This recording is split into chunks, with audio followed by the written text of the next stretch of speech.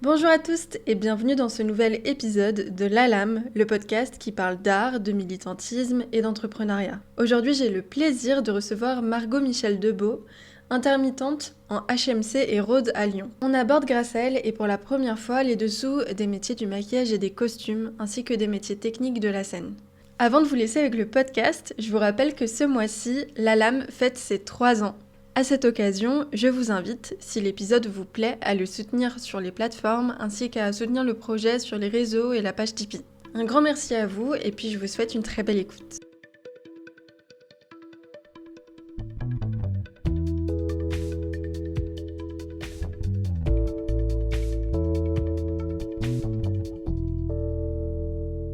Bonjour Margot. Bonjour Louise. Merci beaucoup de venir sur le micro du podcast aujourd'hui. Je suis trop contente de te recevoir. Mais avec grand plaisir, c'est partagé.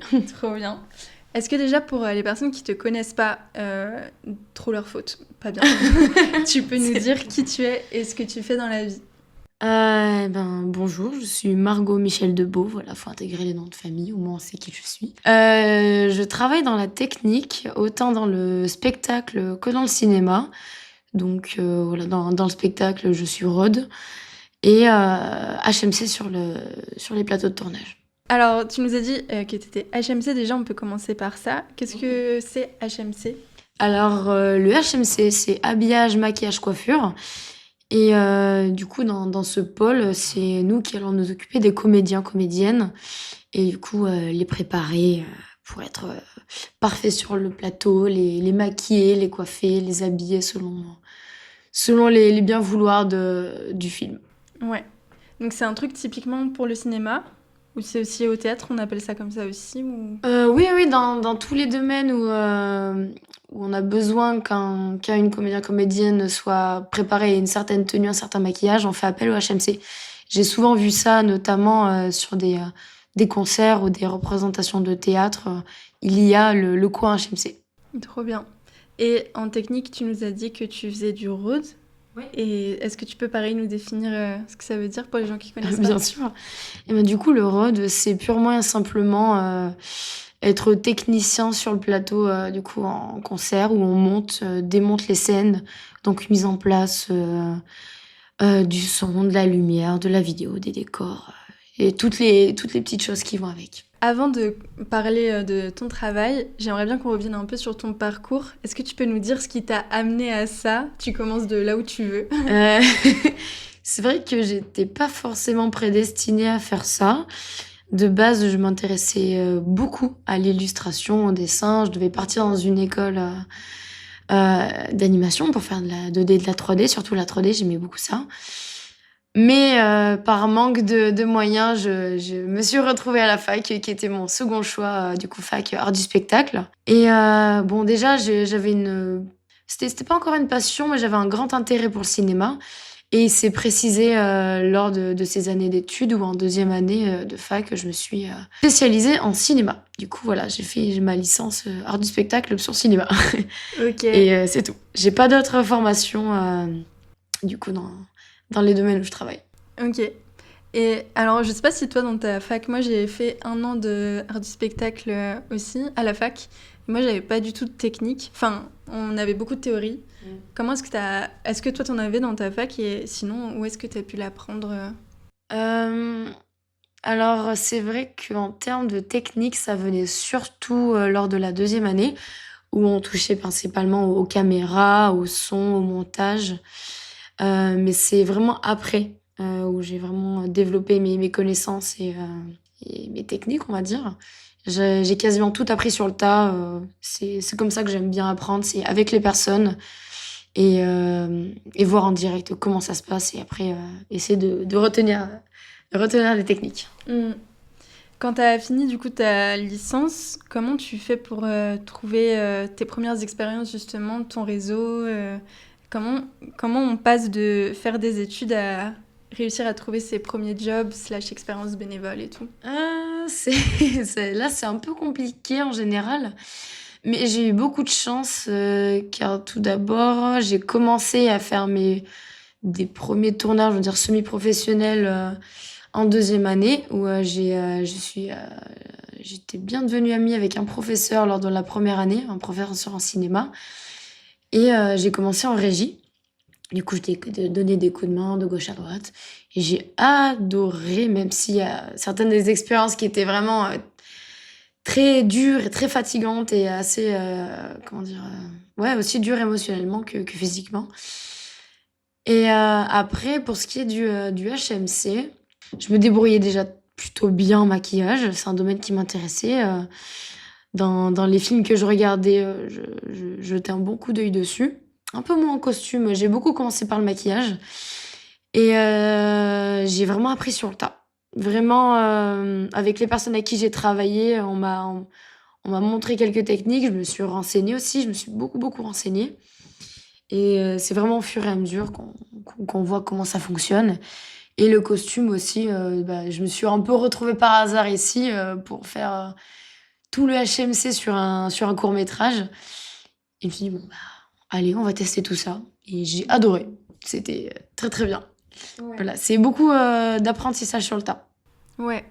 Et pour le road, du coup, t'as commencé tes premiers spectacles aussi en même temps que le cinéma ou t'as d'abord commencé par le ciné? J'ai commencé d'abord par le cinéma et le road, il est venu bien, bien après. J'ai commencé en juin 2023, j'avais déjà travaillé après mes études, je voulais me trouver un petit emploi histoire de me faire de l'argent. Il m'avait bien, bien séché cet emploi, vraiment pas terrible, j'ai voulu tout arrêter. Je voulais partir de mon appartement, arrêter ce travail et par une connaissance dans la famille qui était dans ce milieu-là, et j'ai tâté, on m'a dit, écoute, ils cherchent du monde. Si tu cherches un petit job, essaye. Et j'y suis allée vraiment dans le flou. Je ne connaissais absolument rien. Je ne savais même pas comment on appelait les caisses qu'on pousse dans le spectacle, qui sont les fly caisses. Je ne savais même pas ça, pour te dire.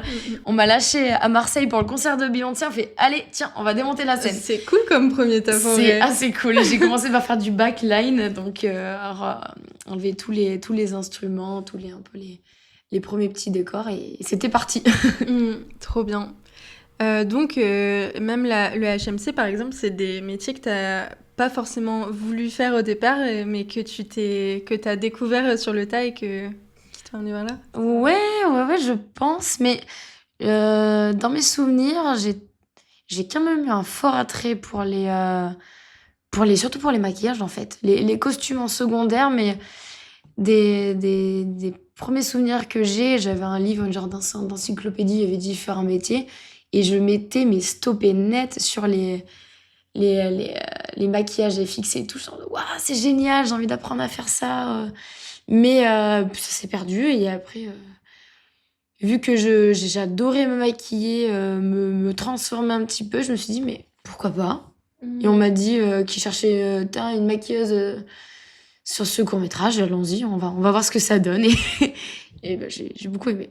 Toi, t'as évolué du coup dans le secteur lyonnais, même tes études, c'est ça? Oui, quasiment tout sur Lyon. Il y a, quand on vient pas de Lyon, des fois, je pense qu'on se dit, est-ce qu'il y a du travail ou pas dans ces deux domaines?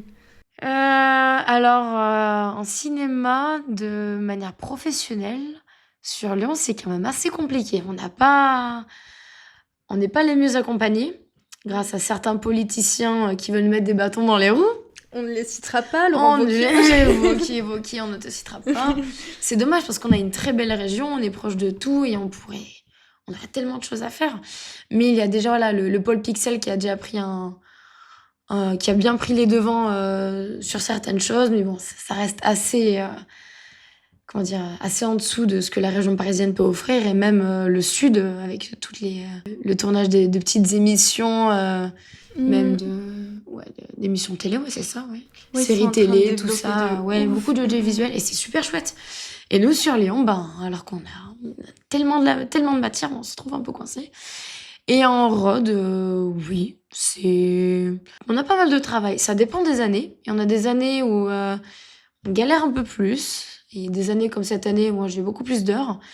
Mais voilà, ça reste aussi évidemment moins qu'en région parisienne, par rapport aussi en termes de capacité d'offrir des événements comme tels. Mais déjà plus cette fois, plus que dans le sud, on a peut-être un peu plus. Ça dépend, mais voilà. Ouais, On c'est est vrai plutôt bien. qu'on a une bonne concentration de salles de musique à Lyon, ça c'est cool. Oui, ouais, c'est plutôt chouette. J'ai une question bête, mais comme à Lyon, là, la musique et techno, et enfin l'électro en général, elle se développe de ouf. Moi, je me demande des fois si ça emploie pas moins de gens que des groupes de musique avec genre plus de gens sur scène, plus d'instruments, etc. Est-ce que genre t'as autant besoin de gens en technique sur de la... Bah, juste un setup DJ Alors oui, enfin, la question elle est intéressante à poser, mais je suppose que oui, j'en ai pas fait tant que ça. Mais on a besoin pour les lumières, pour l'installation du son. Parfois, quand c'est des...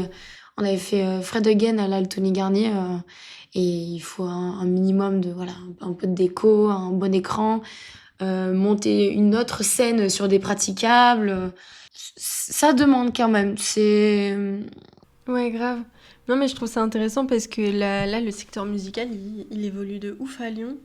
Et du coup, il y a plein de salles, des petites salles qui changent complètement de style. Et oui, Donc, c'est intéressant de suivre ça aussi. c'est vrai. Toi, du coup, pour ces deux métiers-là, je crois que tu es intermittente. Oui. Est-ce que tu peux nous dire comment ça fonctionne pour quelqu'un qui connaît pas du tout l'intermittence? Alors le statut d'intermittent, il s'acquiert via des cachets qu'on fait quand on est payé, par exemple en CDD ou CDDU, on va y arriver. Et au bout de certains nombres de cachets, t'as ton statut. Donc nous, il faut qu'on atteigne 507 heures. Même si en ce moment, le maire Vémédec veut nous faire passer à 557 heures, ce qui peut-être ne paraît pas grand-chose en écart, mais qui pour nous est énorme. Il y a de nombreux techniciennes qui vont pas parvenir à faire leurs 557 heures. Ouais. Mon premier statut, je l'ai fait à 547. J'aurais pas pu avoir mon statut s'il y avait ce taux horaire-là. Et c'est encore la précarisation, c'est retirer du monde dans ce travail, alors qu'on a besoin de gens compétents et pas seulement de personnes, par exemple, on voit beaucoup parfois d'intérimaires, on nous en parle souvent sur certains événements ou dans d'autres pays qui n'ont pas le statut d'intermittent. Ils nous disent, mais en France, vous êtes carrément au-dessus, en fait. Et je dis, oui, c'est notre travail. Il faut qu'on se batte pour le garder. Exactement. Ce serait 10 000 intermittents et intermittentes en moins chaque année. C'est exactement. Énorme. C'est beaucoup trop. Donc l'intermittence, ça te permet de, quand tu as du travail, déclarer ce travail déjà, d'avoir un statut. Oui. Et du coup, comme on le sait dans les milieux artistiques, tu as des périodes où tu as plus ou moins de travail dans l'année. Exactement. Et ça permet d'avoir un revenu lissé sur l'année, c'est ça? C'est ça, voilà, on est indemnisé du coup, on est avec France Travail. Et du coup, voilà, après avoir fait ton statut, tu auras un certain taux suivant le nombre d'heures que tu as fait et à combien tu as travaillé, à quel taux tu as travaillé. Et après, voilà, tu vas avoir une indemnisation jour. Et avec ça, il va y avoir un certain calcul et tu vas toucher ce montant-là. Ça va se calculer avec les moments où tu travailles ou les moments où tu travailles pas. Un moment où tu vas avoir 0 heure dans le mois, tu vas quand même pouvoir vivre, ce qui est pas pratique, mal. hein. C'est ça, parce qu'on a des mois creux où j'ai fait que 30 heures. Il y a des fois, et tu te dis, c'est pas avec 30 heures que je vais remplir mon frigo, quoi. Donc, mais du coup, grâce à ce statut, on est sécurisé. Mais même, ça fait peur aux gens qui ne connaissent pas, en mode, mais vous profitez des aides, non. Regardez bien les chiffres, s'il vous plaît, renseignez-vous. Il y a des moments où on est quasiment même bénéfique, je veux dire, on cotise tellement que voilà quoi, c'est... Ouais, de ouf. Mais en plus, moi j'ai plein de potes qui sont intermittents ou intermittentes dans plein de domaines, mais qui me disent que leur période, par exemple, si tu fais de la mise en scène de spectacle, toute ta période de recherche, elle est pas payée. En fait, t'es payé au cachet sur le moment où t'as fait une représentation, et que dans beaucoup de métiers, je sais pas si c'est ton cas du coup, mais il y a, par exemple en HMC, je sais pas si toute ta période de prépa, elle est payée à chaque fois, ou si c'est que le jour même du film, tu vois, genre il y a beaucoup de travail, j'ai l'impression, qui est fait aussi dans l'ombre. Et oui, qui est pas déclaré. bon, pour le road, pas du tout. Mais ce qui est du HMC, normalement, si, tes périodes de prépa doivent être payées. Mon premier long métrage où j'ai été payée, ça s'est négocié, parce que le producteur était un vrai fourbe, mais, comme d'habitude. Mais ma période de prépa, j'ai tenu à ce qu'elle soit payée parce que ça demande beaucoup de temps de préparation, de temps de recherche, d'essayage quand c'est nécessaire. Et surtout qu'après, à côté, si j'étais pas payée, j'irais juste taffer. Et là, j'ai pu me permettre de refuser quelques heures de rod pour me focaliser complètement sur ma préparation, quoi. Mais ouais, je pense que même pour les vrais techniciens son, lumière, je ne saurais pas dire, je ne suis pas assez renseignée dessus. J'espère pour eux qu'ils sont bien payés en prépa, quoi. Normalement, oui. Enfin, Ouais, après, il y a voilà, le normalement, et t'as vraiment à prendre en compte. Ouais, grave. Et aussi, je crois que si je me trompe pas, vous êtes considérés comme des salariés à multiples employeurs, on dit. Et du coup, vous bénéficiez des arrêts maladie, cotisations pour la retraite. Oui, pas. oui, Ouais, c'est... Voilà, c'est... Après, les arrêts maladie, pareil, mais nous, c'est... Vaut mieux pas les arrêts maladie parce que ça peut vraiment nous plomber notre statut. Ah ouais? Ouais, j'en ai encore jamais pris, mais je saurais pas dire comment ça fonctionne, mais c'est pas... Voilà, c'est... Enfin, j'ai envie de dire, un peu dans les emplois, même quand t'es en CDI, quand t'es au régime général, pareil. Quand t'es en arrêt maladie, en général, on te sucre pas mal de jours. Ouais. Voilà, et c'est un peu compliqué. Mais sinon, oui, on cotise même pour nos congés. On a nos congés spectacles, c'est très cool. Voilà, on a les quelques petits avantages. Enfin, c'est pas avantage, en fait, c'est normal pour un travail. Bah oui. En fait, j'allais dire oui, mais Ouais, non, de ouf, c'est ton argent. c'est normal, c'est mon argent, j'ai Et cotisé. oui. En plus, du coup, l'intermittence, c'est quelque chose que tu dois renouveler chaque année. Sinon, tu la perds. C'est ça, exactement. La première année, on te laisse un peu plus de marge, entre guillemets, pour fixer ta date anniversaire. Moi, j'avais réussi à faire à quelques jours près, j'avais même posé mon statut avant. Mais t'as le choix, entre guillemets, le choix. Mais en général, dès que t'as ton nombre d'heures, faut pas s'amuser à vouloir en faire plus. Il faut poser, parce qu'après, tu perds les premières dates que t'as fait.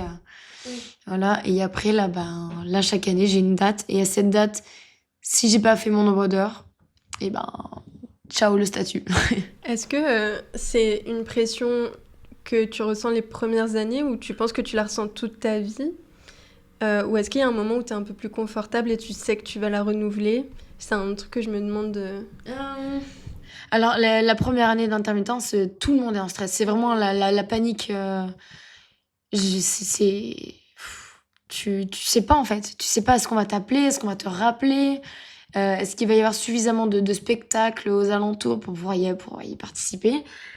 Et après, là, tu vas te faire les connaissances, les personnes qui vont te booker. Nous, on a nos bookers de différentes boîtes de prod. Et c'est eux qui vont nous proposer du travail. Et bon, après, il faut aussi se bouger un petit peu et appeler différents employeurs et leur dire est-ce qu'il y a moyen de travailler sur ça? Voilà, je cherche à faire des heures. Mais c'est quand même, il y a toujours une petite pression. Surtout quand tu recommences le statut, quand t'as passé ton année, t'es en mode ok, là, il faut vraiment que je me bouge un petit peu. Voilà, t'es jamais tranquille, j'ai envie de te dire, mais quand même, il y a des moments où tu sais que t'as atteint ton nombre d'heures, t'es en mode bon, là, ça va, je peux un petit peu respirer, on va dire. Ouais. Toi, du coup, tu connais plus la partie lyonnaise, donc on va peut-être se concentrer là-dessus, mais comment est-ce que tu trouves tes missions? Tu m'as dit qu'au début, du coup, j'ai l'impression que le réseau, ça se fait de connaissance à connaissance. Quand tu as travaillé sur un tournage et que ça s'est bien passé, on te rappelle dans cette équipe-là. C'est ça. C'est beaucoup du bouche à oreille. J'ai l'impression que de toute façon dans le spectacle c'est un peu la même chose, on va dire, comme dans le cinéma. Pour ce qui est du maquillage, voilà, si tu fais bien ton travail et que t'es bien déter, on te rappelle, on dit tiens, ils ont besoin pour ci pour ça. Et moi ça marche comme ça. Pareil pour la technique dans le spectacle.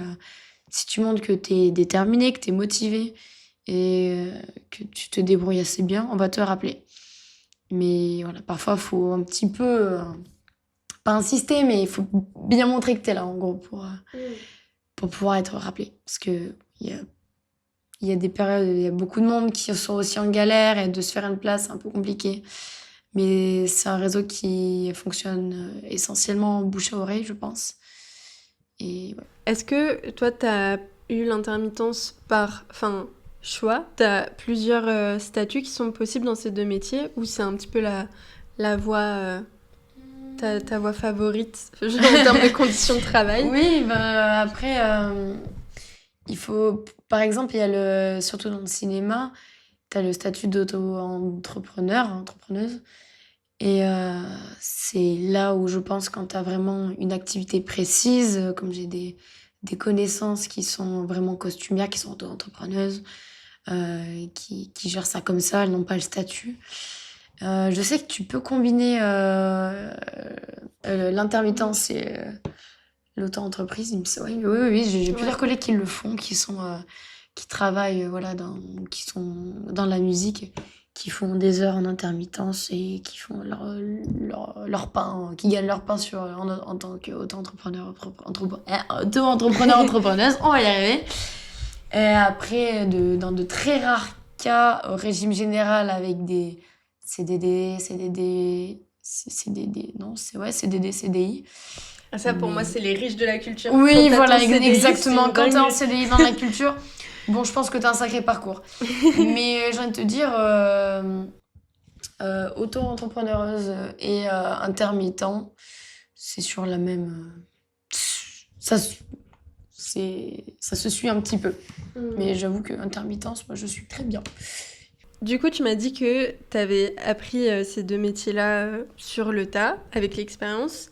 C'est quoi un peu les grosses bases dont tu as besoin, tu penses, pour être en technique ou en HMC?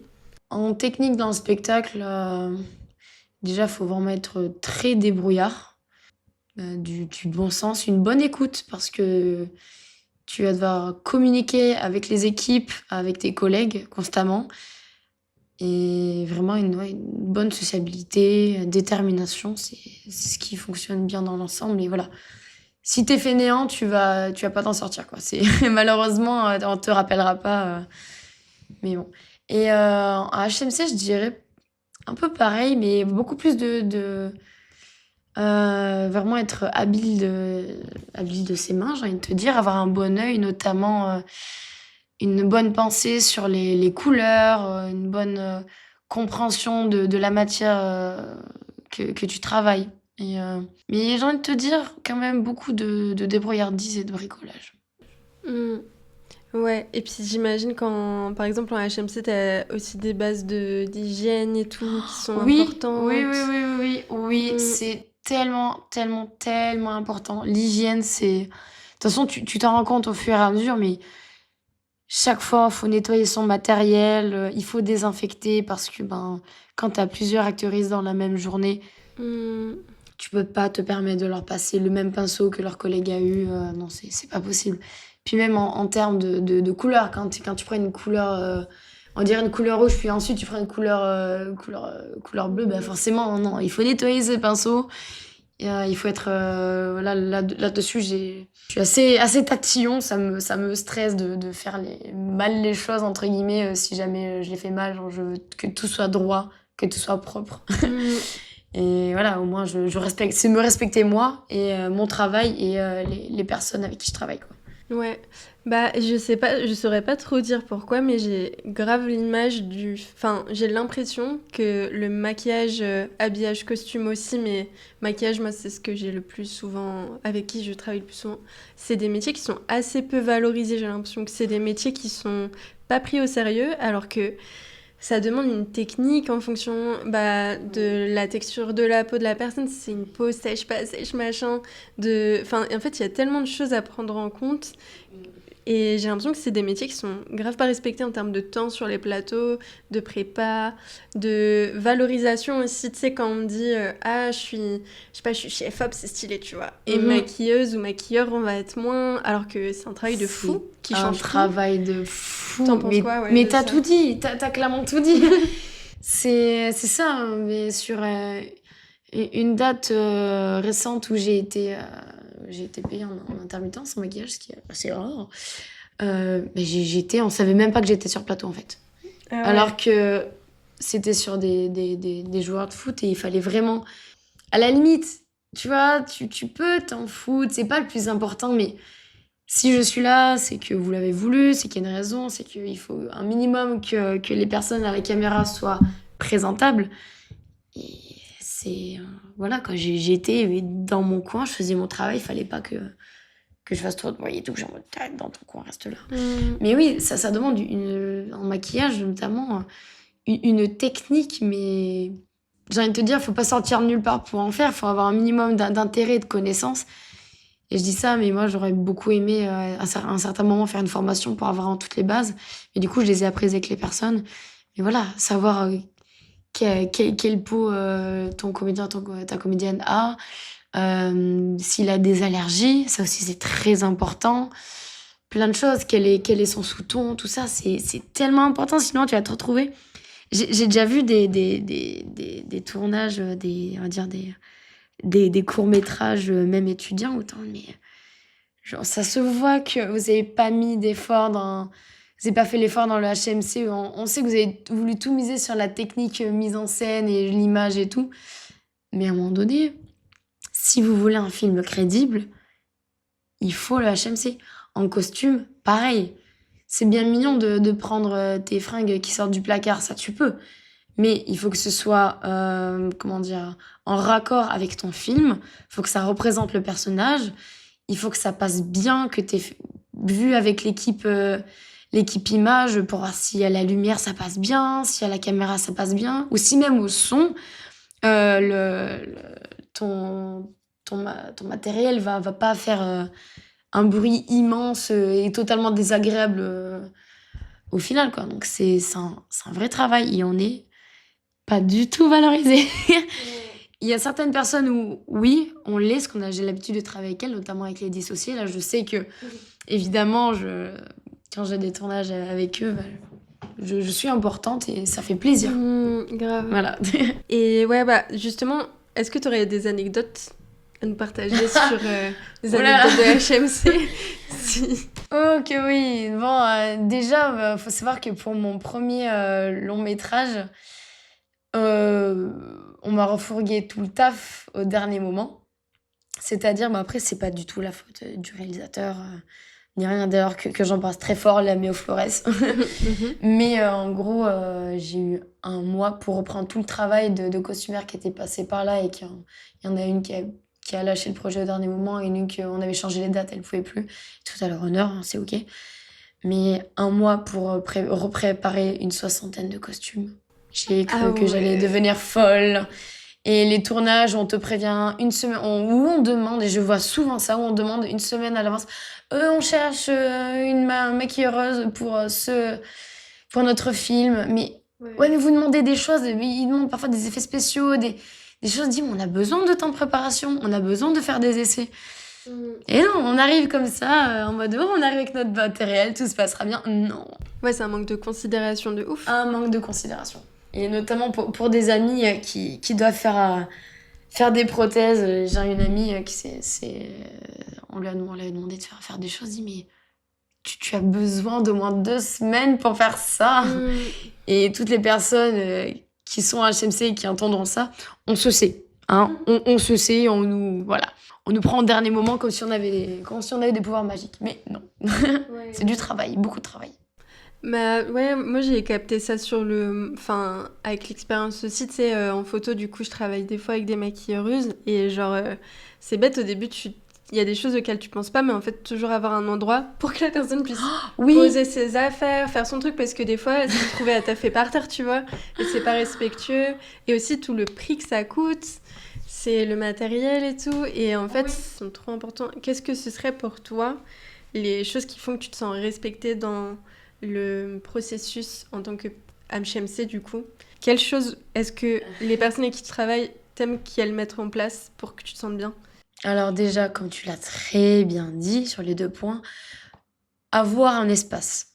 Avoir un espace est tellement important, que ce soit pour le costume, pour l'habillage et même la coiffure.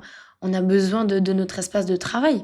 Comme toute personne sur un plateau, on a besoin, surtout pour nous, on a besoin de brancher des choses, des fers à lisser, des sèche-cheveux, des steamers pour repasser les habits, des points d'eau pour tout le HMC. Voilà, on a besoin d'espace et surtout de plein de choses à disposition pour qu'on puisse travailler dans des bonnes conditions.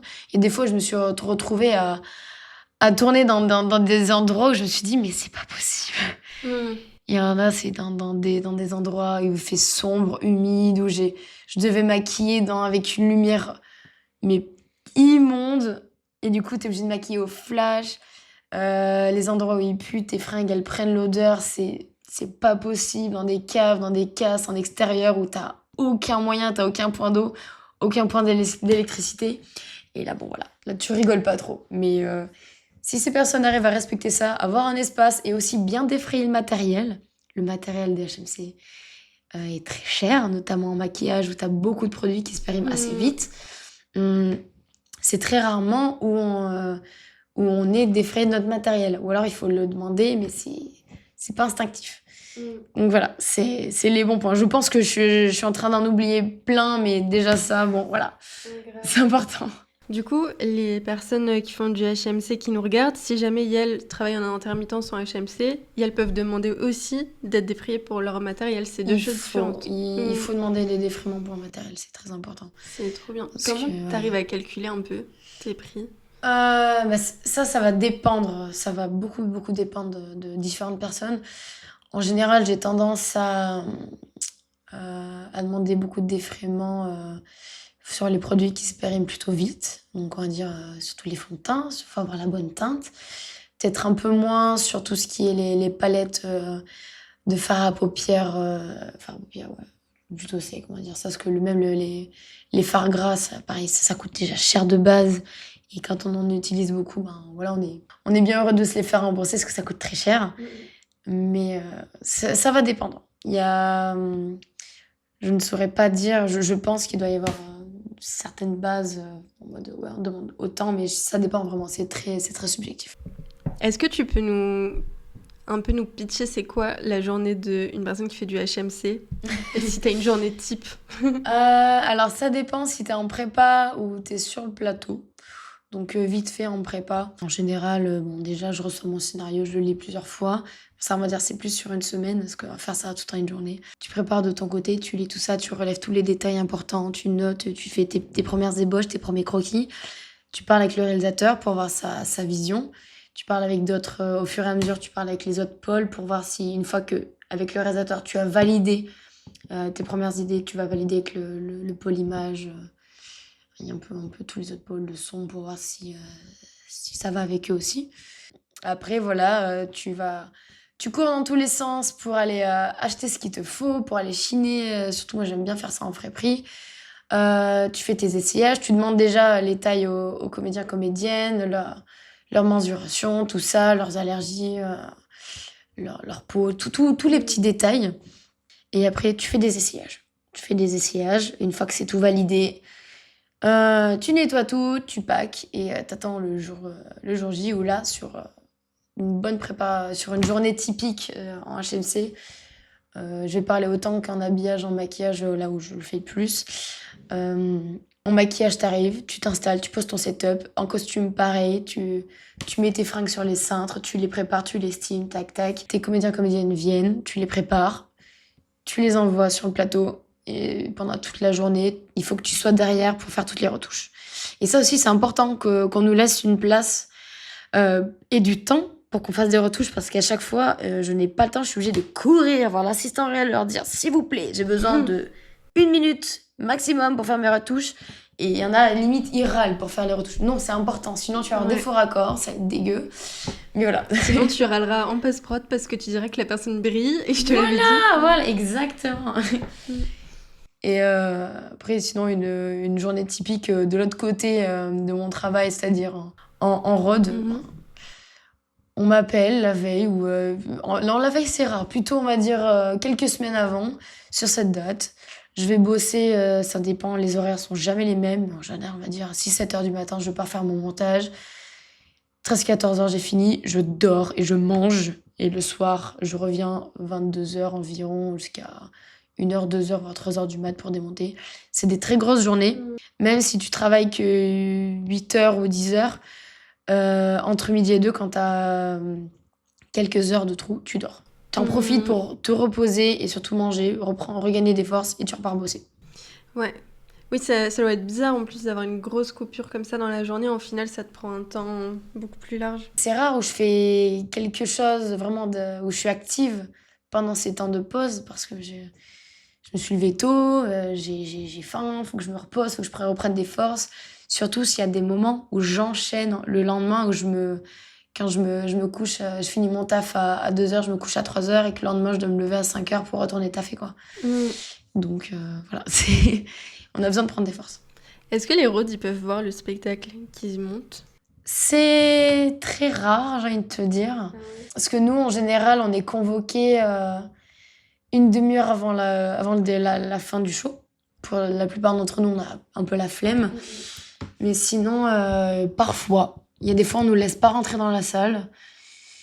Et d'autres où on peut jeter un petit coup d'œil, regarder quelques minutes. Mais voir le spectacle entier, c'est très très rare. Même ceux qui sont de permanence sur les spectacles, sur les shows, c'est assez rare. Et du coup, vous voyez les balances ou vous êtes vraiment pas là en même temps que les artistes et tout?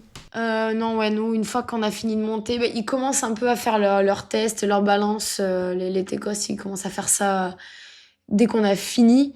Donc, nous, on les voit faire leurs tests, accorder les instruments, faire des tests vidéo, faire des tests lumière. Mais les balances avec les artistes, non, c'est... Et les métiers de la technique, du spectacle, j'ai des potes qui tapent dedans et qui m'ont dit que ça pouvait être des métiers quand même assez dangereux aussi.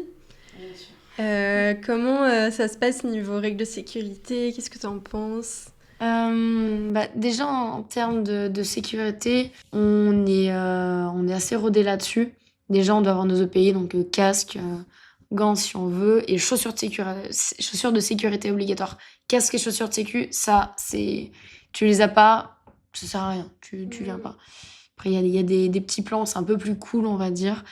Mais on a souvent des personnes qui sont de la... Je ne sais plus comment on les appelle, mais enfin, ceux qui gèrent un peu la sécurité afin que tout se passe bien. Ok. Il y en a souvent qui passent, qui sont là pour vérifier voilà, les normes de sécurité, que tout soit bien en place.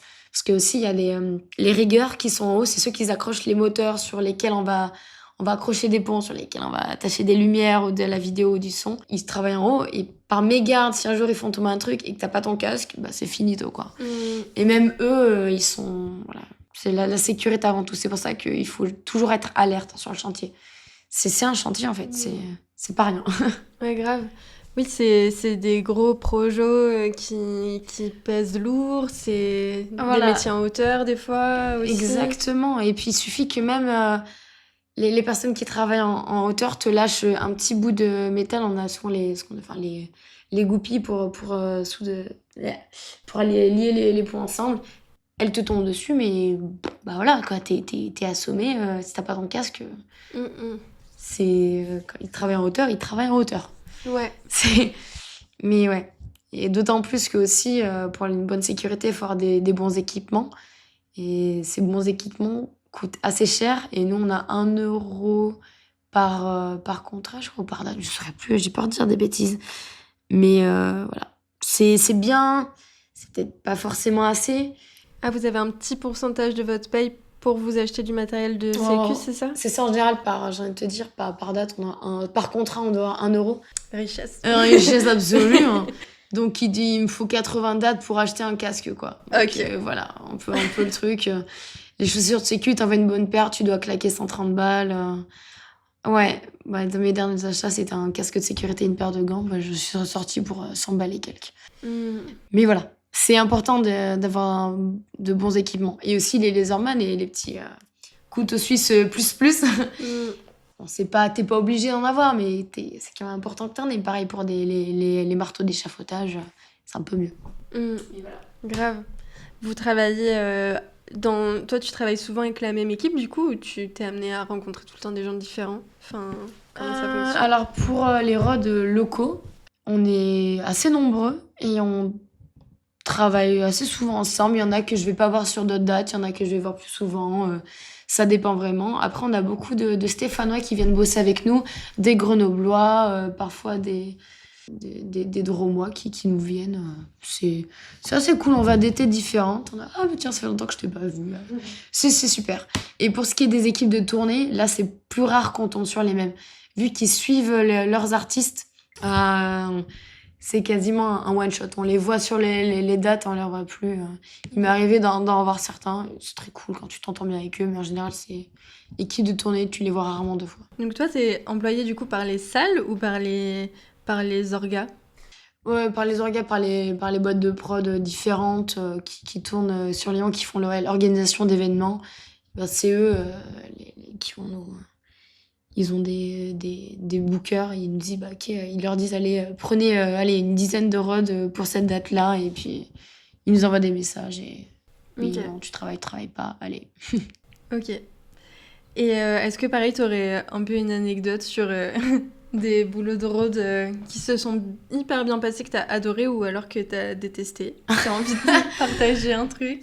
Ouais, bah, j'en ai pas mal. Déjà, il y a un truc que j'ai bien adoré, où j'ai vraiment beaucoup donné de ma personne. C'est on avait fait un montage trackway, donc c'est le trackway, c'est après les saisons de foot. Pour faire venir la saison des concerts, on installe tout un sol avec des grandes plaques.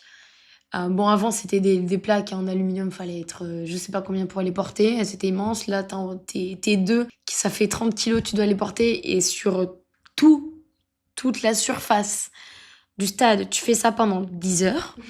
Voilà, donc j'avais commencé à 19h, j'avais fini je sais pas, c'est 7h du matin, un truc dans le genre. Et j'ai traversé pour aller à l'LDLC Arena juste à côté. Et j'ai entamé un montage. Donc voilà, et après j'ai fait de la poursuite. Juste après, sur 22 heures de travail, au total, j'ai dormi 2 heures. Ah ouais. C'était très sympa, mais ouais. Non, sinon, j'ai plein de bonnes expériences, des moments où on rigole bien, ça se passe bien. Des moins cool, où les personnes de la tournée ont des décors qui ne rentrent pas dans les petites salles. Et du coup, il Ah, faut... trop bien! Je savais Voilà! pas du tout que ça pouvait. Ouais, ouais, Oh, grave. mais bien sûr, bah, la dernière date que j'ai fait, on était à la Bourse du Travail et c'était un décor pour un zénith qui va rentrer dans la Bourse du Travail, une petite salle. T'as un bon tiers des décors qui ont fait non, on va pas pouvoir les utiliser. Il y a des décors tellement grands qu'il fallait les passer par l'entrée de la salle de spectacle En plus. et pas par l'entrée technique. Ah oui, donc l'entrée avec les escaliers. Exactement. Voilà. C'était rigolo. J'avoue, tu dois être en mode. Non, mais là, mathématiquement, les gars, ça marche pas. En fait. Ouais. Puis surtout quand t'as bah, ça, on en reviendra aussi, mais les plans les plus terribles ont été avec des personnes misogynes. Et ça, c'est dur. Mais malheureusement, le sexisme fait en sorte que je passe de temps en temps des mauvaises journées. Tu m'étonnes. Bah, en vrai, on peut parler de ça si tu veux. C'était une des prochaines questions. Là, j'ai regardé un petit peu avant qu'on enregistre. Je connaissais un peu les chiffres, mais je voulais pas dire de bêtises. Donc, je suis allée voir sur l'Observatoire des métiers du spectacle vivant. Donc, dedans, il y a l'AFDAS, il y a plein de gros trucs comme ça. Oui. Et bah, du coup, d'après cette enquête, en 2023, dans les métiers de la technique du spectacle, on retrouve 27% de femmes. Bon, c'est des enquêtes hyper genrées, malheureusement, c'est femmes-hommes, quoi. Oui, bah Mais du coup, 27% de femmes, t'es en mode... Donc, tu te retrouves, j'imagine, beaucoup sur les plateaux avec des hommes partout. Oui. Oui. Bah, c'est vrai que déjà, je vois une bonne différence de quand j'ai commencé et maintenant, alors que ça fait que 3 ans. Hein. Mais quand j'ai commencé, il y a souvent des petites dates où j'étais la seule fille sur le plateau. Et t'es en stress parce que tu te dis pas, ah, j'espère que la scène va pas être chiante à monter. Non, tu te dis, j'espère que je vais pas me faire emmerder. Mm. Et là, on a un peu plus. On est peut-être 2 filles de plus sur une équipe de 20, j'ai envie de te dire, ou même plus. On est très peu, mais au moins on se sait, on est soudés. Et c'est ça qui fait plaisir. Parce que quand il y a le moindre dérapage, on est là, on est ensemble, et on se dit, voilà. On ouvre notre gueule, si je puis dire. Est-ce que tu as l'impression déjà que on peut commencer par, avant d'arriver dans ce métier-là, les femmes et les personnes sexisées vont moins vers ces métiers justement parce qu'elles sont moins représentées? Enfin, qu'est-ce qui fait que ces métiers sont plus représentés avec des personnes masculines, quoi? Déjà, c'est vrai que c'est un métier très physique où tu vas porter à longueur de journée. Et moi, souvent, quand on m'a dit « Mais pourquoi tu fais ça? C'est pas un métier d'homme », je fais si porter du poids, c'est être un homme, alors make me one, hein. Vraiment. Mais voilà, c'est pour ces raisons-là, je pense principalement, enfin, je parle principalement pour le rod, pour la technique, tout ce qui est son, lumière, vidéo, oui, c'est vrai que c'est très masculin. Même les personnes qui gèrent les équipes, ouais, c'est très souvent des hommes. Ouais, bah Du tu coup, vois, ça peut faire peur. Ouais, grave. Bah tu vois, en photo, c'est beaucoup dans le spectacle des mecs. Ah oui. De ouf même. J'ai pas les chiffres là, mais en tout cas, moi, je me retrouve souvent être la seule meuf sur des plateaux et tout. Et j'ai l'impression qu'il y a beaucoup un truc de... Je sais pas si du coup c'est pareil en technique, mais tu sais, on a l'impression que c'est très compliqué la technique, et les mecs en parlent avec des mots super pointus de machin, de trucs, alors qu'en fait, quand t'apprends vraiment... Alors oui, il y a des trucs qui sont hyper pointus, mais avec genre un packaging assez facile à apprendre, tu peux faire beaucoup de choses, et il y a beaucoup de choses que tu peux apprendre sur le tas, et il y a beaucoup de choses que tu peux vulgariser aussi, t'as pas besoin Bien d'avoir... sûr. Et j'ai l'impression qu'il y a une rétention un peu d'informations qui fait que c'est hyper impressionnant, et moi, en tant que meuf, du coup, il y a beaucoup de fois où je me suis dit « Ah non, ça va être inaccessible pour moi ». Du coup, je me suis moi-même aussi mise des barrières, mais à cause du patriarcat, évidemment, c'est pas ma faute, mais du coup, quand j'étais dedans ensuite, j'étais en mode « C'est tout ?» Ouais. Tu vois ce que je veux dire ? Mais c'est ça, hein. C'est beaucoup de... je vais me dire, c'est mansplaining, ouais, un peu dans le genre. grave.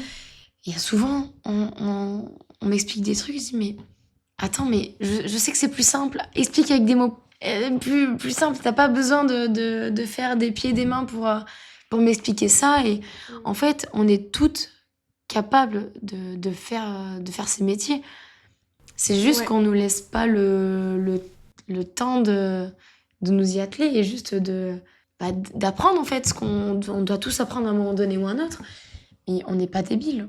On sait. Grave. On sait autant que n'importe quel homme, en fait. C'est pas si compliqué.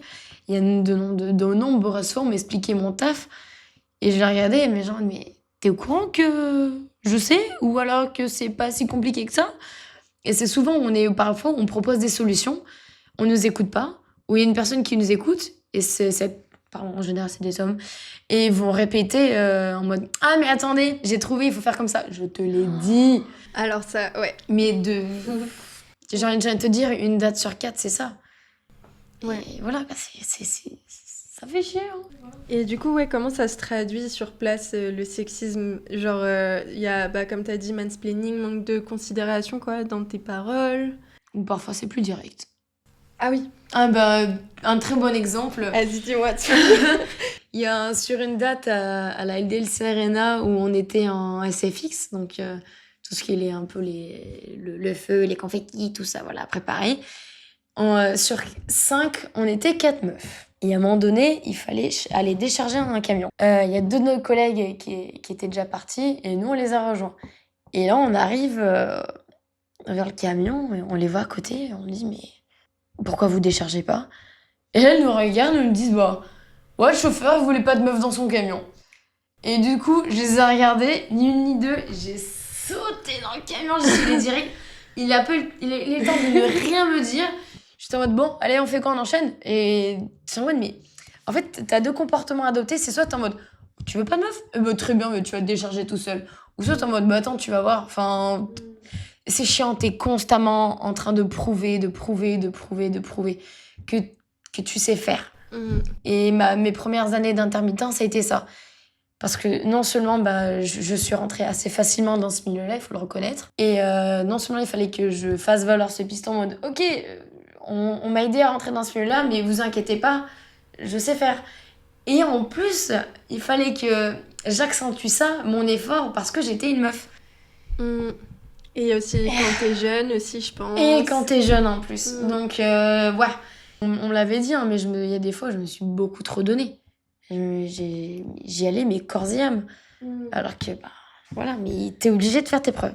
En plus, j'ai l'impression que quand c'est tes premières années d'intermittence en plus et que t'es pas sûre de les avoir, ce truc de devoir prouver, déjà, tu l'as de base. Ouais. Et du coup, moi, je sais que, par exemple, pour mon taf, ça me fait trop chier parce que je me rends concrètement compte que le fait que je sois une meuf, ça me fait que je mange pas à la fin du mois. Tu vois ce que je veux dire? Mais je vois Et totalement. ça me rend ouf. Parce que je sais que sur tel truc, on m'a pas prise, mais vraiment, alors que j'étais plus. J'avais pas plus d'expérience et que mon taf était meilleur que celui d'un gars. Et qu'on me prenait pas pour ça, tu vois.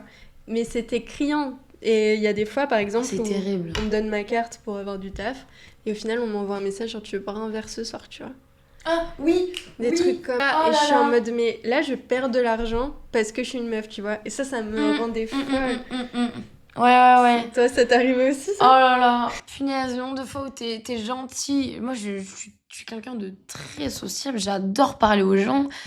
Puis je trouve ça beaucoup plus agréable d'être avenant, d'être souriant envers la personne avec qui je travaille.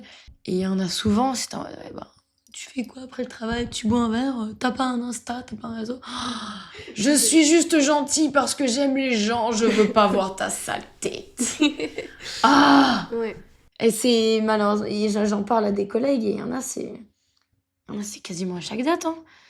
T'es fatigué à la fin, t'es jeune, mais je suis pas un enfant, je suis une technicienne. Je suis là pour travailler. Enfin bon. Mais oui, du coup, je compatis, on est là. J'ai une copine qui est dans la technique aussi, dans un petit théâtre dans une ville. Et elle me disait que c'était la même chose. Elle fait genre 1m60 et 50 kilos, tu vois. Et on la prend trop pas au sérieux. Dès qu'elle bouge une caisse, tout le monde est là à courir derrière elle en mode « Mais attends, on va t'aider parce que machin, tu n'es pas capable. » Alors que elle a des biscottos, laisse tomber. Ah, c'est tellement ça. Genre, ouais. Bah ouais, et c'est vrai que c'est souvent qu'on me prend le travail des mains. Je suis en train de soulever un truc et là, t'as un homme qui a fait chut. Désolée, je fais que dire les hommes, mais je suis désolée, c'est tout le temps ça. Jamais une meuf ne m'a pris du travail des mains en mode elle est pas assez forte, faut que j'aille l'aider. Quand j'ai besoin d'aide, je dis que j'ai besoin d'aide. Et après, c'est bien quand on me demande est-ce que t'as besoin d'aide, je dis oui ou non. Et pas qu'on vienne attends, je vais t'aider. Alors attends, je suis capable de faire ce que je suis en train de faire. Mais souvent, mais c'est tellement souvent qu'on m'a pris le travail des mains ou qu'on m'a fait des réflexions sur la manière j'aurais pas fait comme ça. Bah vas-y, je t'en prie. Montre-moi comment mettre ce truc là-bas. Montre-moi comment monter le Pratos. Non mais Et ouais. est-ce que tu as l'impression que la façon dont est structuré votre travail, c'est-à-dire votre organisation, tu vois, votre équipe et tout, ça fait que, enfin votre statut, tout ça, ça fait que c'est facile de remonter ce genre d'informations ou que les gens n'osent pas dire les choses, enfin dénoncer des VSS par exemple ou des comportements sexistes, racistes, non. Est-ce que tu as peur de perdre ton taf ou d'avoir moins de taf ou que ce soit bizarre dans l'équipe si tu dis pas, tu vois? Et ben au début, la première fois où quelque chose comme ça m'est arrivé, la première fois où un technicien d'une tournée m'a mis une main au cul, j'osais rien dire. Et après, je suis allée voir, c'était en cours du plan où j'étais en mode, ouais, les gars, juste, je crois il y a ce mec de la technique qui m'a touché le cul. Et j'avais trop peur. Moi, je me suis dit, mais je vais me faire tège. Il me dit quoi? Mais attends, mais dis-nous qui c'est et tout. Et tout de suite, l'info, elle est remontée. Et quelques jours après, il y a un de mes chefs qui était allé voir, dit, mais écoute, la prochaine fois qu'il y a un truc comme ça qui t'arrive, tu viens nous voir. Et ça m'est arrivé d'autres fois où, par exemple, on parlait de... J'ai eu plein de fois, malheureusement, des choses qui me sont arrivées de très sexistes et de misogynes. Et j'en parlais. Et chaque fois, on venait me voir, on dit, mais hésite pas à nous dire. On sera là pour te défendre. On lui mettra, voilà, on le corrigera, si je puis dire. Mais où là, il y a des moments où les personnes ne savent pas quoi dire, pas quoi faire. Et à un moment donné, j'étais en train de mettre de la fucking moquette au sol, en train de la gaffer. Et t'as un des techniciens d'une tournée qui me dit « Ah, t'aimes bien travailler à quatre pattes ?» Et moi, j'avais pas capté. Et c'est mon pote qui... En fait, il était resté bouche bée. Il était en mode « Mais attends, mais il a vraiment dit ça, là ?» Et moi, je lui ai demandé de répéter. Bah après, il s'est en mode « Oui, non, j'ai dit que... » Ouais, mais... Et du coup, il y en a certains, ils ne savent pas comment réagir et ils nous demandent. Et ça, c'est appréciable. Si vous ne savez pas quoi faire, demandez aux personnes concernées comment agir. Et sinon, bah, prenez leur défense ou... aller parler directement à la personne concernée. Pareil, bon, en termes de racisme, si jamais il y a des choses comme ça, ben, on ouvre nos gueules. Ah, moi, je serais la première à dire, mais tu dis pas ça. Ici, on se comporte comme des êtres humains, on n'a pas à sortir ce genre de réflexion. On est là pour travailler, on n'est pas là pour avoir des préjugés et pour s'insulter, en fait. Ouais, parce que là, on parlait de genre, mais c'est vrai que en fait, la technique, c'est aussi extrêmement blanc, non? J'ai l'impression qu'il y a Oui, beaucoup oui, de blanc. oui, oui, les personnes racisées sont minoritaires, hein. Mais si jamais, voilà, j'entends ne serait-ce qu'un truc raciste, bah, ça passera pas, quoi. Ouais. Ce qui est bien, c'est que j'aime bien, c'est que on est plutôt soudés entre nous. Ça dépend des personnes, mais on est quand même un bon groupe Mm. où, voilà, on se défend. C'est aussi pour ça, je pense que c'est important de se battre pour avoir des bonnes conditions de travail. C'est que plus pour moi, tu as un statut qui te protège, où tu sais que tu pourras garder ton travail quand tu ouvres ta bouche, et plus ça amène les gens aussi à ouvrir la parole sur ces choses-là. Parce que c'est vrai que si Exactement. tu as peur, quand tu subis une discrimination, de pouvoir dire les Mm. choses, que tu es minoritaire, donc si tu es une personne racisée, une femme, une personne queer dans la technique ou quoi, bah, et une personne aussi handi, hein, Mm. bah, genre, du coup, tu auras beaucoup moins l'espace de pouvoir prendre cette parole-là, de dire les choses, de savoir que tu as des gens qui peuvent te défendre aussi. Enfin, C'est ça, mais en fait, il faut c'est qu'on ça qui est soit plusieurs. Il faut bien. qu'on soit soudés et c'est là où tu peux te permettre du coup de parler parce qu'il y a des gens qui vont être là pour t'écouter, qui vont pas minimiser tes paroles et voilà, c'est ça qui est plutôt bien. Et j'imagine qu'on peut dire la même chose pour le HMC par ailleurs. Oui, oui, oui, oui. C'est vrai que je parle beaucoup du rôle depuis tout à l'heure, mais en HMC, j'ai eu peut-être un peu moins eu affaire à du sexisme ou de la misogynie ou même de la LGBT-phobie. Mais il y a eu souvent, voilà, où on est les maquilleuses, c'est des meufs, elles sont bonnes, on va les draguer. Non, laissez-moi faire mon travail. Mais c'est vrai qu'il y a souvent des tournages aussi où on cherche un peu la dragouille et je suis là pour bosser, j'ai pas le temps pour ces gamineries. Je suis là pour le film, pas pour vos têtes. Mais ouais, ça, en plus qu'on manque de considération, si en plus on a affaire du sexisme, de la misogynie et autres, c'est pas possible. Moi, à chaque fois que j'arrivais sur un plateau ou une scène ou quoi, j'étais tout le temps photographe, vidéaste ou chef-op, tu vois, un des trois, électro, des trucs comme ça. Et à chaque fois, on me disait « Ah, c'est bon, la maquilleuse, elle est arrivée !» Et en fait, je trouvais ça tellement triplement sexiste parce que Ouais. c'est bon, je suis une meuf, je suis la maquilleuse de base. Je peux pas être dans la technique, tu vois. Et même, j'étais en mode... En fait, moi, si on me prend pour une maquilleuse, je m'en fous parce que... Bah ouais, Grand mais... respect aux maquilleuses, tu vois. Et je trouve que... Et aux maquilleurs aussi. Et genre, je trouve que c'est des métiers trop bien. Mais en fait, ça m'énervait qu'on me dise, tu vois, Mais directement... ouais, directement, t'es la meuf, t'es la maquilleuse, t'es la meuf, t'es la costumière, t'es la meuf, t'es la coiffeuse. Non, je suis là pour la technique aussi. De ouf. Est-ce que, parce que là on parle de... Enfin, c'est cool qu'on montre qu'il y a de la solidarité et que ça existe, par exemple, entre les personnes sexisées, de pas hésiter et tout. Mais est-ce que aussi tu connais des syndicats dans tes branches pour que ce soit en ciné ou sur les spectacles? Parce que je pense que c'est un truc important à dire aux gens aussi, qu'on peut se tourner pour ce genre de choses auprès des syndicats. Malheureusement, je connais très peu de choses. C'est pour ce qui est dans le spectacle, la CGT Spectacle et ses branches différentes, ça oui. Mais même nous, dans notre taf en technique, on n'est pas... La question du syndicat, elle se pose pas trop. Pareil dans le milieu du HMC, pas tant que ça. Et c'est vrai qu'il y a certains moments, on cracherait pas dessus, quoi. Ou même pour avoir quelques formations. La formation VHSS, elle est de plus en plus mise en avant. Et c'est nécessaire, pardon, mais S'il vous plaît. s'il vous plaît, un minimum, tu vois, pour qu'on puisse travailler dans de bonnes conditions. Ouais. Oui, t'as l'impression que... Enfin, les gens autour de toi sont pas beaucoup syndiqués et que les syndicats, viennent pas forcément beaucoup... Ouais, surtout pour notre travail de rod et en HMC, honnêtement, je saurais. Tu vois, mais moi, je sais pas. Sûre qu'il y en Donc, ait en HMC, tu vois. ouais, c'est ça. Hein.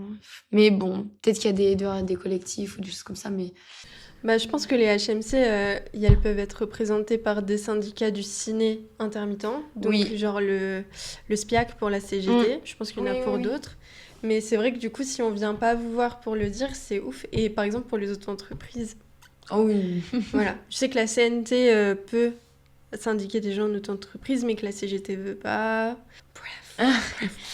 Oui, c'est Un un an sacré déjà. bazar, hein, on va pas se le cacher. Mais ouais, bah c'est chiant parce que on en aurait besoin et en plus j'ai l'impression, enfin moi j'avais l'impression qu'en intermittence vous étiez un peu mieux représenté, mais du coup même vous il y a des grosses carences du coup. Après, en intermittence, ça dépend parce que t'as Ouais. de tout, t'as les artistes, t'as les musiciens et ceux qui travaillent dans... Enfin, l'intermittence regroupe tellement de métiers que oui, il y a forcément des personnes qui sont mieux syndiquées que d'autres, mais je sais que nous, au plus bas de l'échelle, non, mais... Enfin, oui, mais non, mais pour le ROD, c'est... Ouais. Je pense que la question ne se pose pas trop. Mais ouais, Mhm. ce serait bien d'en avoir. Est-ce que quand t'es dans la technique, tu peux bouger pas mal de postes ou t'es souvent dans le même? C'est-à-dire... Genre là, tu fais du road, mais est-ce que tu pourrais faire autre chose sur le plateau si t'as envie, à un moment, si t'en as marre, ou c'est dur de bouger de poste? Oui, bah dans le sens où si tu veux... après, tu fais des formations. Si tu veux travailler en hauteur, tu as une formation à faire. Si tu veux travailler dans la lumière, formation, des études, tout ça. Mais quand tu fais du road comme je le fais, tu peux autant faire de la vidéo que du son, que de la déco. Et de mon côté, une chose simple que j'ai pu faire sans formation, enfin j'aimerais bien essayer d'en avoir au moins une journée de formation pour ça, c'est la poursuite. C'est les grosses lumières qui sont utilisées pour spotter l'artiste au milieu de scène, les artistes. Et donc on a la poursuite traditionnelle où du coup tu dois tout faire toi-même, gérer la lumière toute seule et tout. Et le robot spot où c'est tout numérisé, tu dois tout, t'as juste ta petite machine et tout. Ok. Et bah ça, c'est mon booker qui m'a appris à en faire. Et j'adore ça et j'aimerais en faire plus, tu vois. C'est pour l'instant la seule chose dans laquelle j'aimerais bien en faire plus, ou un peu C'est pas tellement une spécialité, mais en faire plus, avoir plus de matériel, plus de dates pour en faire, mais alors là, mais s'il vous plaît, quoi. Petit message à la commune. Voilà, s'il vous plaît. Et j'adore ça. Et après, voilà, c'est sur ce domaine-là. Après, c'est bien de pouvoir toucher un peu à tout. Voilà, je sais à peu près tout faire dans un montage. Je suis pas perdue. Quand on me montre un câble, je sais ce que c'est, je sais où il va, je sais ce qu'il faut brancher. Voilà. Après, ça dépend, mais c'est bien. Il faut être un peu couteau suisse. Est-ce qu'il y a des luttes actuelles autour de tes conditions de travail dans les deux domaines que votre secteur défend là en ce moment? Est-ce qu'il y a des choses qu'on pourrait suivre, aller voir sur ce qui se passe? Tu m'avais parlé du coup des 557 heures déjà. Oui, bah, notamment ça. Après, voilà, les droits du statut d'intermittent sont constamment menacés. Constamment, constamment, constamment. Et on l'a vu même aux dernières élections, et même les législatives, que si t'as l'extrême droite qui passe, on est foutu. Ouais. On est complètement, complètement foutu. Notamment par rapport aussi aux coupes budgétaires, le milieu de l'art. Mais c'est chaud. On le sent, on en parle assez souvent de ces choses-là et on est tous inquiets en fait. Et c'est bête parce que bah, la culture, c'est ce qui crée tout notre paysage français, toutes nos petites choses, nos films, nos spectacles. C'est notre paysage culturel. On en a besoin de cette culture. On a besoin de nos techniciens, on a besoin de nos travailleurs. Et c'est juste inadmissible d'en arriver là. Et faut juste se poser les bonnes questions et taxer les personnes qu'il faut. Au lieu de venir nous embêter, déjà que c'est un milieu très précaire. Ouais, grave. Et ouais, en plus, c'était Marie-Maréchal Le Pen, je crois, qui avait tweeté que... Voilà. Ah, mais moi, si je suis au pouvoir, j'enlève l'intermittence. Oui, exactement, mais enfin voilà. Ouais, si on veut continuer à avoir une proposition culturelle avec des valeurs qu'on aime Exactement. et un truc aussi riche qu'on a aujourd'hui, il faut qu'on se batte, quoi. Et surtout des choses aussi variées, aussi... c'est tellement important d'avoir... de parler de plein de choses, de découvrir plein d'artistes. Et on peut pas passer à côté de ça. J'ai pas envie de me retrouver avec les mêmes choses, les mêmes discours et tout. Il y a des choses qui doivent rester et j'espère que ça le sera. Et justement, il y a une question que je pose tout le temps à mes invités sur le podcast. C'est quand on vit dans un contexte politique quand même particulier depuis quelques années et c'est de pire en pire, j'ai l'impression. Comment est-ce que tu vis ça dans ton travail et en général?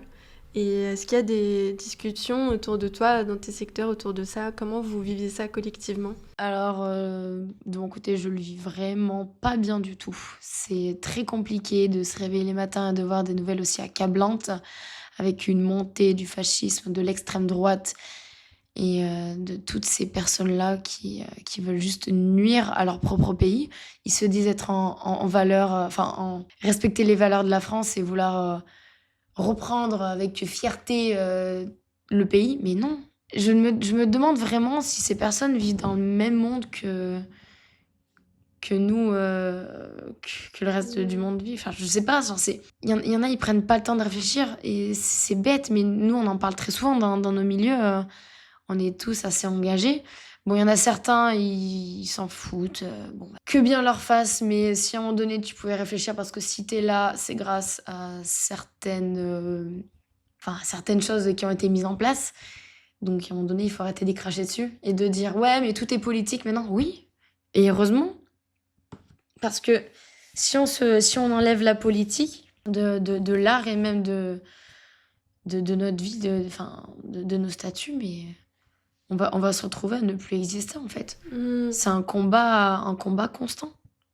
J'ai pas envie de me retrouver à être dirigée par des personnes qui ne veulent pas que j'existe, autant humainement qu'en tant que travailleur, quoi. Travailleuse. Donc, c'est très compliqué. Et quand certains de tes proches ne comprennent pas ça, c'est encore plus dur. De se dire, mais non, j'en fais pas trop, non, je me mets pas dans des états pour rien. Non, c'est la réalité. Regardez, renseignez-vous. Et ne croyez pas tout ce qu'on vous raconte sur certains médias qui sont dirigés par beaucoup de personnes. Par une seule et même personne. Hein. Voilà. En nous en disant pas plus. Mais c'est terrible dans le cinéma. Moi, j'ai très peur. J'ai très peur de ça. Autant dans le cinéma que la technique, mais principalement dans le cinéma. J'ai envie d'être libre de ce que je raconte. J'ai envie d'explorer plein de choses. J'ai pas envie qu'on me restreigne parce que je suis qui je suis et parce que j'ai envie de raconter ce que j'ai envie de raconter. Ce serait terrible. Imaginez-vous si vous étiez dans cette situation-là. Enfin bon, Non, mais t'as c'est trop accablant. raison. C'est vrai qu'on parle moins des fois de l'impact que ça aura sur la façon dont on raconte nos histoires. Exactement. Si je vais pas pouvoir être aussi libre de créer... je sais pas, j'ai envie de parler de deux personnes qui s'aiment. J'ai pas envie que ce soit hétéronormé. J'ai envie de... Il y a tellement de choses à explorer. Pourquoi se cantonner à une seule et même chose? On a déjà vu ça pendant toute notre jeunesse. Alors, s'il vous plaît, un peu plus de couleur à l'écran. Ouais, de ouf. C'est trop ça. Ouais, Grave. c'est con, mais les gars, je suis en train de me refaire un peu les films pour les Césars. Et niveau diversité, mais j'ai envie de... Ah c'est dur. T'es en mode, mais les gars, on est en France. Ok, il y a une majorité de personnes blanches, mais on est un mélange. Il y a différentes cultures. Il faut embrasser cette culture. C'est ce qui fait notre richesse. N'oubliez pas ça. Et j'ai très peu de personnes racisées ou alors dans des... Il y a une scène où j'étais choquée où, sans le dire, ils étaient genre à la CAF ou à Pôle emploi. Et qu'est-ce qu'ils ont mis en arrière-plan? J'ai pas besoin de te faire un dessin, quoi. C'était pas trop des personnes blanches. Et là, t'es en mode, bon, les gars, là, ça commence à être lourd. Ouais, de ouf. Ça commence à être très, très, très, très, très lourd. Même sur les statuts, le statut social de certaines personnes qui sont dépeintes dans les films, t'es en mode, mais on n'est pas tous comme ça. Et ce serait bien d'avoir un peu plus de variété, s'il vous plaît. Grave. Est-ce qu'il y a des choses autour de toi que tu vois à Lyon qui te font du bien, justement, qui ont... Genre, comment est-ce que tu pallies à cette peur, quoi, et à ce fatalisme? Genre, comment tu fais pour avancer malgré tout, quoi? Eh ben, toutes mes merveilleuses personnes queer qui réalisent de merveilleux projets, que ce soit autant dans le cinéma que dans l'art. Mais ça me... Mais oh, le vent de fraîcheur! Bah, je vais reparler des dissociés, mais merci d'être là, genre vraiment, c'est tellement du baume au cœur dans tout ce merdier, si je puis dire. et de voir différentes choses, même des musiciens, musiciennes dans des soirées, des soirées ouvertes à tous et toutes, des soirées LGBT, mais même si vous n'êtes pas dans ce délire, je cite, comme certaines personnes aiment le citer, mais je vous jure, ça fait tellement du bien et je me sens beaucoup plus safe. Le nombre de fois où j'ai été à des événements où c'était, on va dire, comment dire, pas très hétéronormé, mais on va dire un événement où c'était pas marqué LGBT friendly et tout, bah, j'ai passé des soirées pas ouf, où je me suis fait un peu emmerder, voilà quoi. Et du coup, je remercie les personnes qui mettent en place des événements comme ça ou qui nous partagent leur vision à travers des films, dessins, musique, illustrations, peinture et tout. Merci. Continuez, ne vous arrêtez jamais. Vraiment. Mais ouais. Et tu disais que dans les secteurs dans lesquels tu taffes, donc encore une fois HMC Road, il y avait des choses quand même qui bougeaient, qui te faisaient du bien. Oui. Mm. Ben, déjà, un peu notre génération, jusqu'à, on va dire, 30-40, enfin, ça dépend de certains, mais sont beaucoup plus ouverts, tu vois. Je travaille avec beaucoup de personnes qui sont déconstruites et ça fait un plaisir de dingue. Et voilà, en tant que personne bah, queer enfin, en tant que personne queer, ça fait du bien de pas se sentir seule. Tout pareil pour le HMC, ça dépend avec qui tu travailles. Là, je sais pas trop, mais en général, j'essaie de travailler avec des équipes qui sont sûres et qui connaissent les bonnes valeurs, on va dire, qui nous permettent de bien vivre.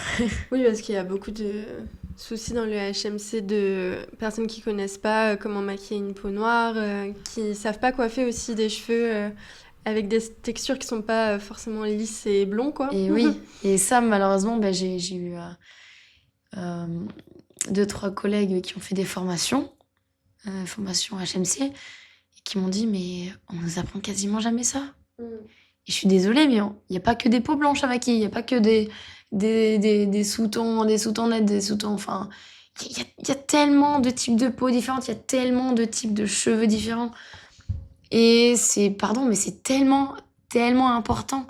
Parce que si tu te retrouves à maquiller une peau noire et que tu la fais très mal, tu la coiffes mal, cette personne, non seulement ça va lui faire du mal à elle, mais en plus, ça va tâcher ton travail. Donc, apprenez ça, c'est la moindre des choses. Ouais, de ouf. J'ai des petites questions de fin. Et j'aime bien te demander, donc on peut commencer par exemple par le HMC. Est-ce qu'il y a quelque chose que t'aimes particulièrement dans ce travail et est-ce qu'il y a quelque chose que t'aimes pas et que t'aimerais voir changer justement? De mon côté, ce que j'adore, c'est dans la prépa, c'est surtout dans la prépa, un peu mon moment préféré. C'est quand je trouve toutes les idées et je suis à fond. Je me dis, mais cette couleur, elle irait très bien à ce personnage. Alors là, il faudrait cette matière. Ah, sur son visage, plutôt ci, plutôt ça. Et je m'amuse, mais vraiment, et j'adore ça. Et ce qu'en plus, ça me fait intéresser à plusieurs pôles. Donc j'adore ça. Et un peu moins bien à HMC, le respect qui manque un petit peu et la considération. Vraiment, ça fait mal parfois. Ça fait vraiment mal au cœur. Ouais. Et du côté du ROD, ce que j'adore, c'est mes collègues. J'adore ça. Sans eux, mon Dieu, je sais pas si je ferais ce taf-là. Mais ce que j'adore aussi, c'est apprendre. Je vois différentes choses. J'adore me renseigner sur comment ça marche et comment tu mets en place ci, comment tu mets en place ça. J'adore discuter avec les techniciens. Et le mauvais côté, parfois, on va dire, c'est parfois un peu les horaires, l'enchaînement et toutes les discriminations auxquelles on peut faire face. Mais bon.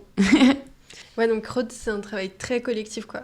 Alors que HMC, c'est plutôt... Si, c'est collectif aussi, en vrai, mais différemment. Oui, c'est d'abord, tu fais ton travail, toi, et après, tu l'exposes au reste des pôles et tu travailles avec eux. De toute façon, c'est deux tafs. C'est un taf où t'es ensemble. Tu peux pas faire ça tout seul dans ton coin. On a besoin des gens. Et les gens ont besoin de nous. Et c'est pour ça que je suis contente d'être dans ces milieux-là, de pas être seule et de faire de voir que ma tête et de travailler que pour moi. J'ai envie de travailler pour les autres. Grave. Mais et sur le HMC, j'imagine que enfin, c'est ce que tu disais là en prépa, mais que du coup, tu dois avoir aussi une relation hyper privilégiée avec les actrices, comédiens, comédiennes, non? Ça doit être très intime, j'ai l'impression, comme travail. J'adore les chouchouter, mes comédiens, comédiennes. J'adore être là, vraiment qu'ils soient bien. Et aussi avec le réalisateur, forcément, vu que lui, là, c'est sa vision générale. C'est lui qui va lui, pardon, j'ai dit réalisateur, pardon, je suis désolée. Réalisatrice, qui va nous dire, bon, bah là, j'aimerais plus ça, j'aimerais plus ci, plus ça et tout. Et c'est trop bien. C'est génial. Donc, c'est avec ça que je suis assez satisfaite. Et t'as quand même une liberté artistique quand tu fais ça. Oui, j'essaye quand même d'avoir ma petite patte, mais je me fie beaucoup à... je suis très ouverte à toute proposition et justement, j'aime bien quand on me propose des trucs, moi je peux dire ah oui, non, oui, non, oui, non.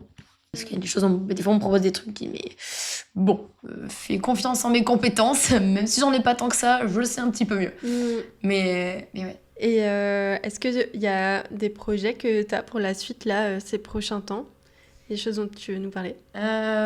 Oui, enfin, c'est plutôt des projets sur lesquels je vais travailler. J'ai un long métrage sur lequel je vais travailler. Faut que je commence à faire ma prépa d'ailleurs, ça serait pas... Trop bien, bravo. Ça serait pas trop tôt. Et c'est avec du coup le réalisateur Alameo Flores qui a réalisé Dracula est amoureux, un très très beau film qui est sorti octobre 2025. Et du coup, il va faire un nouveau long métrage. Et j'ai qu'une hâte, c'est d'y aller, c'est de faire toute ma prépa et de participer à cette aventure. Trop bien. Ouais. Ça, c'est en HMC du coup. En HMC. Principalement, là, ça va être vraiment en costume. Ok. Donc, je suis très, très contente. Trop cool. Et ma dernière question, c'est qu'est-ce qui te donne espoir pour la suite? On a déjà dit un peu, mais si tu veux refaire une petite phrase là-dessus. J'ai envie de te dire les gens. Je suis très attachée aux personnes qui m'entourent. Et c'est ces personnes-là qui me donnent espoir. Et même n'importe quel être humain, j'ai foi en lui. Et je me dis, si on arrête d'être con 5 minutes, on peut faire des choses merveilleuses. Et je veux placer tout mon espoir là-dedans. Ouais. Trop bien. T'as un dernier mot pour la fin? Juste merci beaucoup à toi. Merci pour le temps que tu as pris. Et j'ai beaucoup apprécié. Merci beaucoup. Merci à toi. Ouais, du coup aussi, très grand merci à Astrée Baléan et Lou Berthelot, qui sont deux grandes amies avec qui j'ai fait beaucoup de HMC et qui sont incroyables et très professionnelles et qui m'ont appris beaucoup, beaucoup, beaucoup de choses. Je vous aime fort. Et du coup, grand merci aux personnes qui m'ont accompagnée. Donc, Mélibé au costume, qui est une costumière formidable et qui a un esprit incroyable et une énergie magnifique que j'admire beaucoup. Elena, qui est une HMC plasticienne de dingue, qui fait un travail de fou et que j'admire énormément. Et big up aux Maevas, à Noah, à Chérine, à toute ma petite équipe, toutes ces personnes-là qui font un travail complètement fou et merveilleux. Et voilà, et merci à Louise.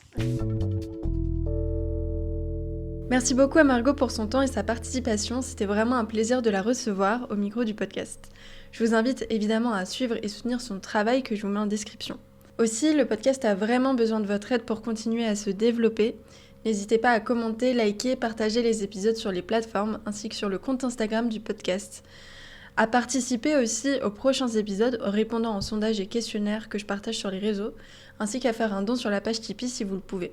Les sous seront directement injectés dans la location de salles et de matériel pour les prochains épisodes à distance par exemple. Merci à vous, je vous souhaite plein de belles choses pour vos projets et nous on se dit à dans 2 semaines pour un nouvel épisode.